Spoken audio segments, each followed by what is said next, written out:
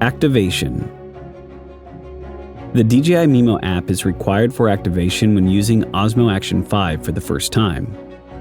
Press and hold the quick switch button to power on.